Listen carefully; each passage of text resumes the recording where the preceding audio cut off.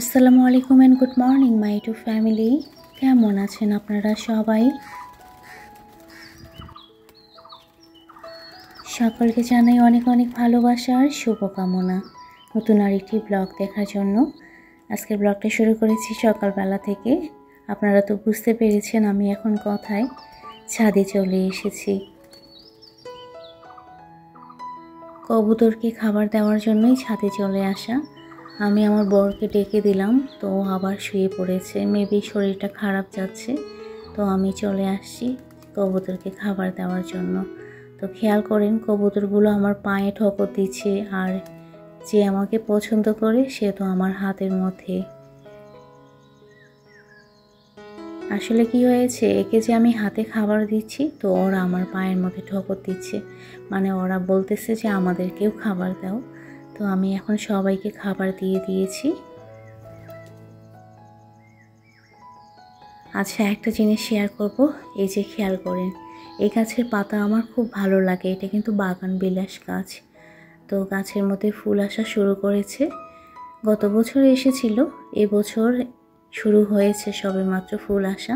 দুটো গাছ নিয়ে এসেছিলাম আমি ইন্ডিয়া থেকে, একটা ইয়েলো কালারের আর এই যে ওটা অরেঞ্জ কালারের। ওই গাছের পাতাগুলো আমার বেশ ভালোই লাগে।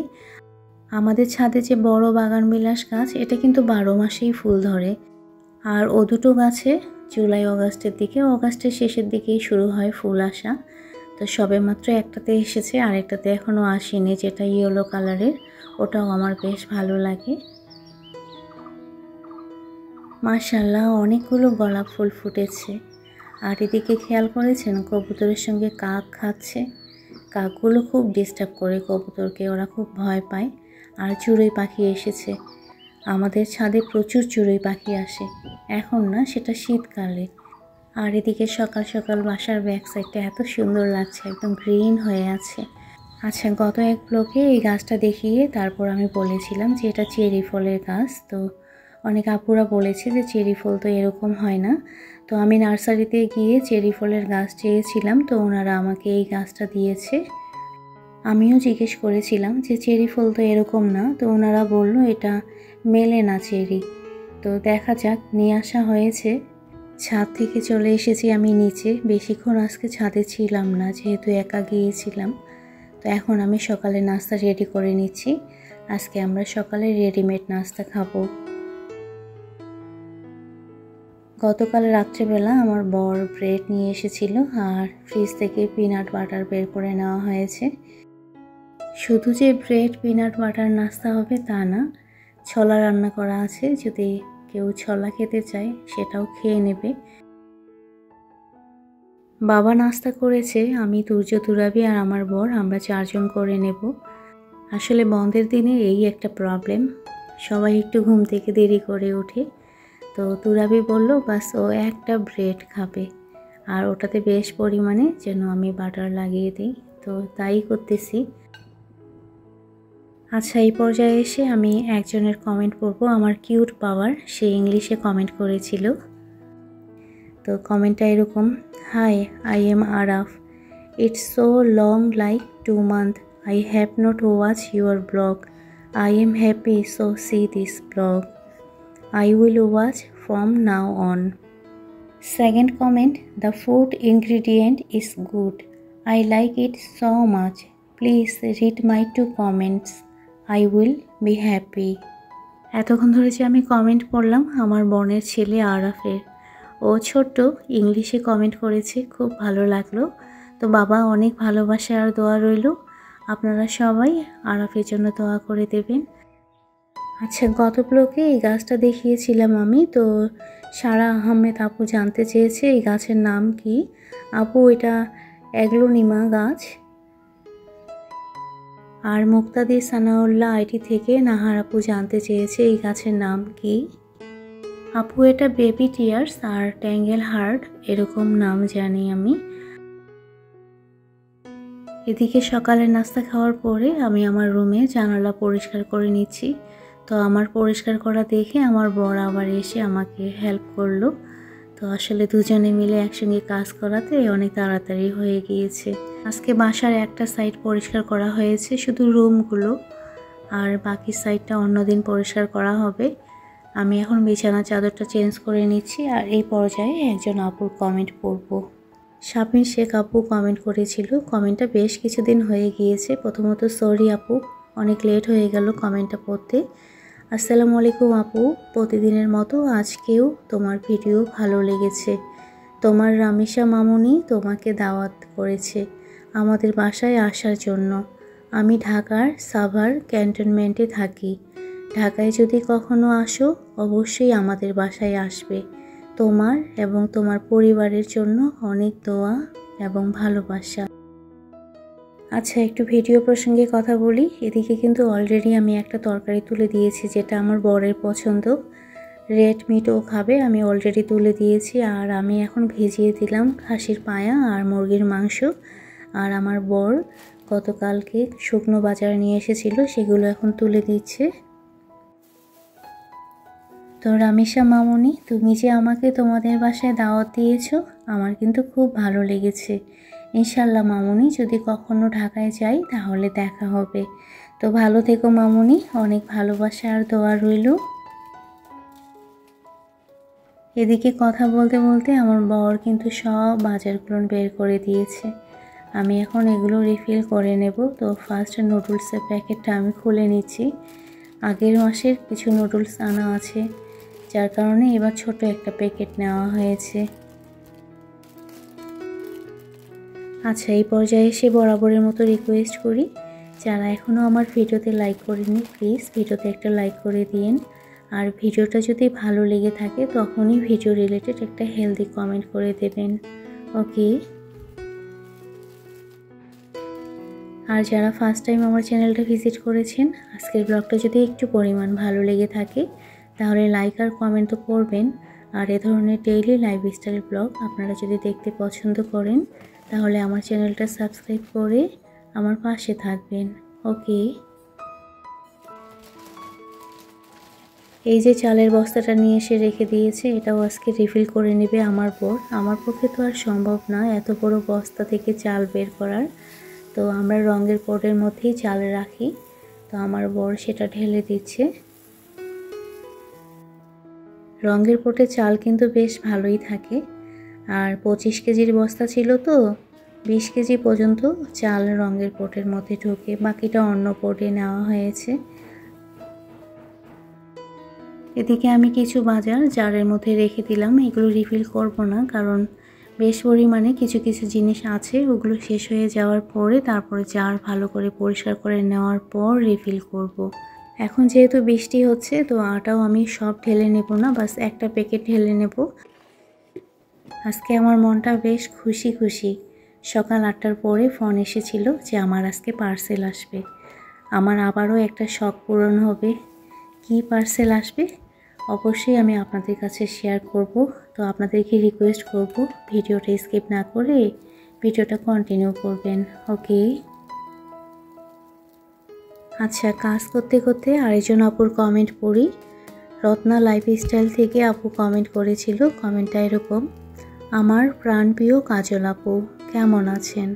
আপনার ভিডিওগুলো প্রতিদিনই দেখা হয়, কমেন্ট করি কিন্তু রিপ্লাই পাই না। তবে মন খারাপ করি না, হয়তো ব্যস্ততার কারণে। আর প্রতিটা ভিডিওতে সবার কমেন্ট রিপ্লাই তো আর দেওয়া যায় না, হয়তো বা একদিন রিপ্লাই দেবেন এই আশা নিয়ে প্রতিদিন কমেন্ট করি। আপনাকে আমার খুব ভালো লাগে, মন থেকে ভালোবাসা আর দোয়া রইল, ভালো থাকবেন। প্রথমত অসংখ্য ধন্যবাদ আর ভালোবাসা আপু, তুমি তোমার ভালোবাসা দিয়ে আমার ভিডিও দেখে প্রতিদিন কমেন্ট করো। আর সরি আপু, আমি রিপ্লাই দেইনি। আসলে ঠিক আমি বুঝতে পারি না যে আমি চেষ্টা করি সবার কমেন্টের রিপ্লাই দেওয়ার, ভিডিওতে আর সবার কমেন্ট তো পড়া যায় না, সেটা তুমিও ভালোভাবে বোঝো। কিন্তু আপু তুমি হয়তো খেয়াল করোনি, আমি তোমার কমেন্ট কিন্তু এর আগে ভিডিওতে পড়েছিলাম। তো রত্না আপু, আজকের ব্লগ যদি তুমি দেখে থাকো তাহলে নিশ্চয়ই তোমার ভালো লাগবে। তুমিও ভালো থেকো আপু, অনেক ভালোবাসা আর দোয়া রইল। আজকে যেহেতু বৃষ্টি নাই তো আমি কিন্তু মেশিনের মধ্যে কাপড় দিয়ে দিচ্ছি। গত কয়েকদিন ধরে বৃষ্টির কারণে সব বেডশিটগুলো এই মেশিনের মধ্যে জমা হয়েছিল। তো আমি সবগুলো বের করে চেক করে আবার নতুন করে মেশিনের মধ্যে দিয়ে দিলাম। আর এখন যেটা করব খেয়াল করেন, এই যে আমি মরিচগুলো বের করে নিচ্ছি। বেশ কিছুদিন কিন্তু হয়ে গেল এগুলো বাজার থেকে নিয়ে আসা হয়েছে। বৃষ্টির কারণে এগুলো ব্যাগের মধ্যেই ছিল। আজকে যেহেতু বৃষ্টি নাই, তো আমি এগুলো এখন একটু ছাদে রৌদ্রের মধ্যে দিয়ে দেব। আমি পার্সেলের অপেক্ষায় আছি, কিন্তু এখন পর্যন্ত ফোন আসে না। সকাল 8টার সময় ফোন করে বলেছে যে পার্সেল কোথায় নেবে। আমি বললাম বাসায়, তো আমাকে বলল যে আমি গিয়ে ফোন দিচ্ছি। আচ্ছা, আমি ছাদে চলে এসেছি। এখন আমি মরিচগুলো মেলে দেব, তো এই টেবিলের মধ্যেই মেলে দেব। পারভিন আক্তার কেয়া কমেন্ট করেছিল, কমেন্টটা এরকম: আসসালামু আলাইকুম আন্টি, আমার নাম রিদি, আমি ঢাকা থেকে বলছি। আমার আম্মু আপনার প্রায় সব ভিডিও দেখে ফেলেছে। আম্মুর সাথে সাথে দেখতে দেখতে আমারও আপনার ভিডিওর উপর নেশা হয়ে গিয়েছে। আপনার সুস্থতা কামনা করছি, আমরা সবাই আপনার জন্য দোয়া করি। তো রিদিমা, অসংখ্য ধন্যবাদ আর ভালোবাসা। তুমি তোমার আম্মু দুজনে মিলে ভালোবেসে যে আমার ভিডিও দেখে কমেন্ট করো, সত্যি আমি চিরকৃতজ্ঞ। ভালো থেকো মা, অনেক দোয়া আর ভালোবাসা রইল। এদিকে আমার পার্সেল কিন্তু চলে এসেছে, তো এখন খোলার সময় নাই। অলরেডি কিন্তু চুলোর মধ্যে তরকারি তুলে দেওয়া আছে। কিছু মরিচ লাগবে দেখে আমার মেয়ের বেলকনিতে চলে এসেছি মরিচ তোলার জন্য। আচ্ছা, এই পর্যায়ে এসে আরেকবার রিকোয়েস্ট করি, যারা আজকে প্রথম আমার চ্যানেলটা সাবস্ক্রাইব করেছেন তাদেরকে বলবো, সাবস্ক্রাইবের পাশে যে বেল অপশনটা আছে সেটা প্রেস করে অল অপশন সিলেক্ট করে রাখবেন। তাহলে যখন যখন আমি ভিডিও আপলোড করব আপনাদের কাছে নোটিফিকেশান চলে যাবে আর আপনারা আপনাদের সুবিধা মতো সময়ে দেখে নিতে পারবেন। ওকে। আর যারা এই কাজটা ইতিমধ্যে করেছেন, আমি সকলের প্রতি চিরকৃতজ্ঞ। অনেক অনেক ভালোবাসা আর দোয়া রইল মন থেকে সকলের জন্য। খেয়াল করতেছেন আপনারা আমি কি রান্না করতেছি? আমার বড় যেটা খাবে সেটা কিন্তু রান্না হয়ে গিয়েছে। এখন আমার পছন্দের রান্না করতেছি। মাঝে মাঝে আসলে নিজের পছন্দটাকেও ইম্পর্টেন্ট দিতে লাগে। তো আমি বেশ পরিমাণে দুধ দিয়ে দিলাম। আপনারা হয়তো বুঝতে পেরেছেন আমি কি রান্না করতেছি। চিকেনের রোস্টের মশলা ছিল না, আমি আমার ছেলেকে দিয়ে নিয়ে আসালাম, তারপর রান্না তুলে দিলাম। তো ওইদিকে হচ্ছে রেড মিট ভুনা আর এদিকে হচ্ছে আমার জন্য চিকেনের রোস্ট। ছুটির দিনগুলো আমার কাছে স্পেশাল মনে হয়, যদিও ছুটির দিনে কিন্তু প্রচুর কাজ থাকে। অন্যান্য দিনে আমার এত বেশি তাড়াহুড়া হয় না, কিন্তু ছুটির দিনগুলোতে খুব তাড়াহুড়া করে কাজ করতে লাগে। তো এদিকে রোস্ট আমার প্রায় হওয়ার দিকে, আমি ওটা ঢেলে নেওয়ার পরে সেম কড়াইয়ের মধ্যে পোলাওর চালটা ভেজে নেব। তো আমরা সাধারণত চিনি গুঁড়া চালের পোলাও, খিচুড়ি এগুলো খেয়ে থাকি। আমি কিন্তু রাইস কুকারে পোলাও রান্না করব। অলরেডি পানি বসিয়ে দিয়েছি। এখন পোলাওর চালটা ভালো করে ভেজে নেব। চাল ভাজতে ভাজতে এই মুহূর্তে একজন আপুর কমেন্টের কথা মনে পড়ে গেল, কিন্তু আপুর নাম আমার ঠিক মনে পড়তেছে না। আপু আমাকে কমেন্ট করে জানতে চেয়েছিল যে এই যে কড়াইয়ের মধ্যে আমি রান্না করি, তরকারি লেগে যায় কি যায় না। আপু স্টিলের কড়াইয়ে রান্না করে, কিন্তু আপুর কড়াইয়ের নিচে তরকারি লেগে যায় এবং কালো দাগ হয়ে যায়। তো আপু, আমার কড়াইয়ে এই ধরনের সমস্যা হয় না। টপারের একটা কড়াই নিয়েছিলাম, সেই কড়াইয়ের মধ্যে লেগে যায়। কিন্তু এখন যে আমি রান্না করি এসকেবির কড়াই, তো এগুলো একটু মোটা, তো এই জন্য সমস্যা হয় না। এদিকে আমি একটু বড়া ভেজে নিচ্ছি। গত ব্লকে যে দেখিয়েছিলাম খিচুড়ির সঙ্গে বড়া ভেজেছিলাম, একটু ডাল রেখে দিয়েছিলাম, তো ওটা দিয়েই ভেজে নিলাম। শিলা 4650 আইডি থেকে জিজ্ঞেস করেছিল যে বড়া যে আমি ভেজেছি সেটা বেসনের কিনা। তো না আপু, বেসনের না, ডালের বড়া ছিল। আর এদিকে একটু পটল ভেজে নিয়েছি। রান্নাঘরের কাজ অলমোস্ট কমপ্লিট। এখন চলে এসেছি পার্সেল আনবক্সিং করার জন্য। আর এক্ষেত্রে হেল্প করতেছে আমার মেয়ে তুরাবি। আমি কি অর্ডার দিয়েছি এটা কিন্তু তুরাবি জানে না, শুধু আমার বর আর আমি জানি। তুরাবি বারবার আমাকে জিজ্ঞেস করতেছে ভিতরে কি আছে, কারণ পার্সেলটা এত ভালোভাবে র্যাপিং করেছে। ও খুলতে গিয়ে একদম অবাক, আর বারবার বলতেছে যে মা এমন কি জিনিস আছে যে এত ভালোভাবে র্যাপিং করে দিয়েছে। আপনারা খেয়াল করেন পার্সেলটা কত সুন্দরভাবে র্যাপিং করা হয়েছে। এই জিনিসটা আমি অর্ডার দেইনি, এটা পরে দেখাচ্ছি কি, আমি নিজেও জানি না এটার ভিতরে কি আছে। আমি যেটা অর্ডার দিয়েছি ফাইনালি সেটা বের হয়েছে। তুরাবি তো হাসা শুরু করে দিয়েছে যে এতক্ষণ ধরে খোলার পরে আবার একটা বক্স বের হয়েছে, না জানি কি তুমি অর্ডার দিয়েছো। আসলে আপু এত সুন্দরভাবে র্যাপিং করেছে যে জিনিস যে ভাঙবে বা নষ্ট হবে সেরকম কিন্তু কোনো চান্স নাই। আচ্ছা, কি জিনিস অর্ডার দিয়েছি সেটা তো আপনারা এখনই দেখতে পাবেন। কার কাছ থেকে নিয়েছি সেটা তো আগে বলি। লাইফস্টাইলস অফ দীপা আপুর কাছ থেকে নিয়েছি। আমার মনে হয় কম বেশি সবাই দীপা আপুকে চেনে। তো খেয়াল করেন আমি কি নিয়েছি। দেখা মাত্রই আমার চোখগুলো বেশ বড় হয়ে গিয়েছে, কারণ সরাসরি এই বাটি সেটটা দেখতে অনেক সুন্দর। আমি যতটা আশা করেছিলাম তার থেকে ভালো পেয়েছি। আপনারা খেয়াল করেন কি সুন্দর, আমার মেয়ের তো খুব পছন্দ হয়েছে। এদিকে তুরাবি বলতেছে যে মা গোল্ডেন কালারের যে বর্ডার দেওয়া আছে এটা কি ওভেনে দেওয়া যাবে? তো পিছনে ঘুরে দেখলাম যে হ্যাঁ, এটা ওভেন, ডিশওয়াশার, তারপর ফ্রিজার সেফ তিনটাতেই ইউজ করা যাবে। তো আমার খুব ভালো লেগেছে।